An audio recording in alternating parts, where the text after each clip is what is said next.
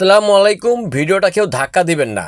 রাসূল সাল্লাল্লাহু আলাইহি সাল্লাম যেভাবে প্রতিদিনের কল্যাণ চেয়ে দোয়া করতেন আমাদের জন্য, আমরা যখন সারাদিন পরিশ্রম করে ক্লান্ত ধবনে শুয়ে পড়ি, আল্লাহ তাআলা আমাদের দুই চোখের বিশ্রাম দিয়ে দেন। ঘুমের মাধ্যমে তিনি আমাদের শরীরের ক্লান্ত দূর করে দেন। ভোরে তিনি আমাদের অর্ধমিত্র ঘুম থেকে জাগিয়ে তুলেন। শরীরের মাঝে এক ধরনের উত্তমাত্রা আর সচেতনা কাজ করে। এই ঘুম থেকে আমরা পুনরায় জগৎ নাও হতে পারতাম। তিনি যদি চাইতেন তাহলে সেখানে আমাদের রুহ কেটে নিতে পারতেন। আল্লাহ তাআলা নিজ কৃপায় আমাদের আবার জীবন দান করল। নতুন একটি ভোর উপহার হয় আমাদের জীবনে, একটি নতুন দিন আমাদের জন্য একটি নতুন জীবন। আজকের দিনটি যদি চলে যায় তা কখনো ফিরে আসবে না। আমার জীবন থেকে মূল্যবান এই দিনটি চলে যাচ্ছে, অর্থাৎ আমার হায়াত থেকে আরও একটি দিন ক্ষয় শেষ হয়ে গেল। প্রতিদিন দিন পেয়ে আমি আসলে আমার অর্জনের খাতা কতটুক নেকি করতে পেরেছি তা আমার ভাবার বিষয়। শুধুমাত্র দিন আসে আর যায়, এই এতটুকু না আমার জীবনের খাতায় ধীরে ধীরে নষ্ট হচ্ছে একটি নতুন দিন, একটি নতুন জীবন। ঠিক করে আমার জীবনের ঘড়ি চলে যাচ্ছে, মুহূর্তের জন্য থেমে নেই। কিন্তু আমি কি আমার আমলের বাগান ধীরে ধীরে সাজাতে পেরেছি? প্রতিদিন প্রভালে রাসূল সাল্লাল্লাহু আলাইহি সাল্লাম ওই দিনের কল্যাণের জন্য দোয়া করতেন। তিনি আমাদের সেই দোয়া শিখিয়েছে যে আমরা আল্লাহর কাছে ওই দিনের জন্য কল্যাণ প্রার্থনা করি। রাসূল সাল্লাল্লাহু আলাইহি সাল্লাম বলেছেন, তোমাদের কেউ ভোরে উপনীত হলে যেন বলে। অর্থটা বলে দিচ্ছি। আমরা ভোরে উপনীত হলাম এবং জগতের রব আল্লাহর রাজ্য ভোরে উপনীত হলো। হে আল্লাহ, আমি আজকের দিনে কল্যাণ, বিজয়, সাহায্য, আলো, বরকত ও হিয়াদাত কামনা করছি। আর আজকের দিনের অমঙ্গল ও তার পরের অমঙ্গল থেকে তোমার কাছে আশ্রয় চাচ্ছি। যখন সন্ধ্যার উপনীত হবে তখনই তাই বলবে। সুনামে আবু সাঈদ, হাদিস 5084। হাদিসের প্রতিটি নিজের জন্য কল্যাণের প্রার্থনা, নিজের জীবনকে ভালোর পথে নেওয়ার কামনা।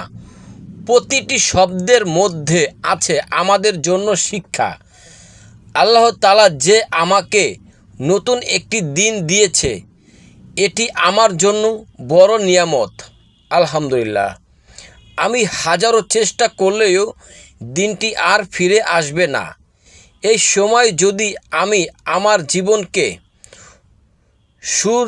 শুধরাতে না পারি, তাহলে কেউ আমাকে শুধরিয়ে দিবে না। দুনিয়ার জীবনের জন্য আমরা কত কিছুই তো করি, কিন্তু যে জীবনের শুরু আছে কিন্তু শেষ নেই, সে জীবনের জন্য আমরা কতটুকু প্রস্তুত নিচ্ছি? মহান আল্লাহ তাআলার সে জীবনের কথা বারবার আমাদের স্মরণ করিয়ে দিয়েছে। আমরা যেন আমাদের লক্ষ্য ভুলে না যাই, কর্তব্য থেকে অন্য পথ চলে না যাই।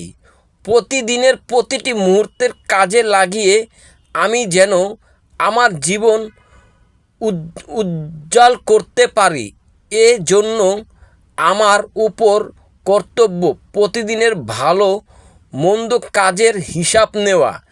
আজকে আমার দ্বারা কে কী ভালো কাজ হয়েছে আর কে কি খারাপ কাজ হয়েছে ভালো কাজের জন্য আল্লাহর কৃতজ্ঞ আদায় করা আর খারাপ কাজের জন্য আল্লাহর কাছে ক্ষমা চাওয়া এবং এই সব থেকে নিজেকে বিরত রাখা।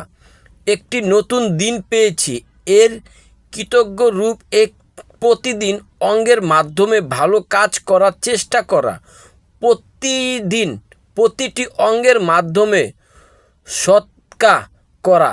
হাদিসের প্রতিটি অঙ্গের মাধ্যমে কিভাবে সৎকা করব তা বিবরণও এসেছে। আবু যর রাযিয়াল্লাহু থেকে বর্ণিত, নবী সাল্লাল্লাহু আলাইহি সাল্লাম বলেছেন, আদম সন্তানের শরীরের প্রতিটি অস্তিত্ব প্রতিদিনের নিজের ওপর সদকা ও ওয়াজিব করে কারো সঙ্গে সাক্ষাৎ তাকে সালাম দেওয়া একটি সদকা।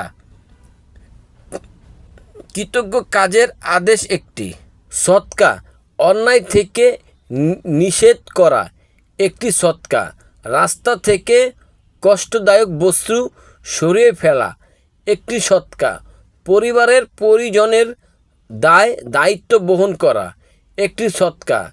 আর চার শতের 2 রাকাত নামাজ, এই সব কিছু পরিপূরক হতে পারে। সুনামে আবু দাউদ হাদিস 1285। মহান আল্লাহ আমাদের আমল করার তৌফিক দান করুক। আসসালামু আলাইকুম প্রাণপ্রিয় ভাই ও আপুরা, আপনাদেরকে অসংখ্য ধন্যবাদ ভিডিওটা দেখার জন্য। আমার অনেক কিছুই ভুল হয়েছে, বানান উচ্চারণে কিছু ভুল হয়েছে, আমাকে ক্ষমা করে দিবেন। দোয়া করবেন পরবর্তীতে যেন ভালো উচ্চারণ দিয়ে ভিডিও করতে পারি। আমি চেষ্টা করেছিলাম আরও ভালো করে উচ্চারণ করার জন্য, কিন্তু মোটামুটি হয় নাই মনে হয়। তো দোয়া করবেন সামনে যেন আরও ভালো করতে পারি। ইসলামিক টিপসের সাথেই থাকবেন। ধন্যবাদ।